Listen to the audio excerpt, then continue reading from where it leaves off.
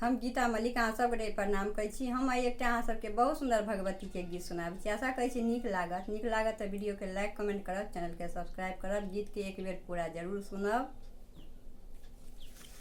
दुर्गा रानी हमरा अंगना कहिया एबै, दुर्गा रानी हमरा अंगना कहिया एबै, दुखिया के दुख मैया कहिया लेबै, दुखिया के दुख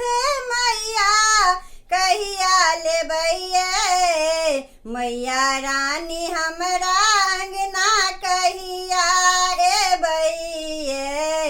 दुर्गे रानी हमरा अंगना कहिया एबै,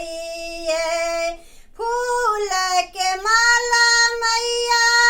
अहाँ ला बनौने छी, फूल के माला मैया अहाँ ला बनौने छी, अहाँ ला सिंहासन मैया भोरे सँ सजौने छी, अहाँ ला सिंहासन मैया भोरे सँ सजौने छी, गरीब के घर मैया कहिया एबै, गरीब के घर मैया कहिया एबै, मैया रानी हमरा अंगना कहिया एबै, दुर्गे रानी हमरा अंगना कहिया एबै, भोरे सनी पब मैया अहाँ के चरण ये, भोरे सनी पब मैया अहाँ के चरण ये, नहु नहु आचर सँ पोछब शरण ये, नहु नहु आचर सँ पोछब शरण ये, अभागल सँ सेवा मैया कहिया लेबै, अभागल सँ सेवा मैया कहिया लेबै, मैया रानी हमरा अंगना कहिया एबै, दुर्गे रानी हमरा अंगना कहिया एबै, भोग लगाबै ला हम खीर बनौने छी, भोग लगाबै ला हम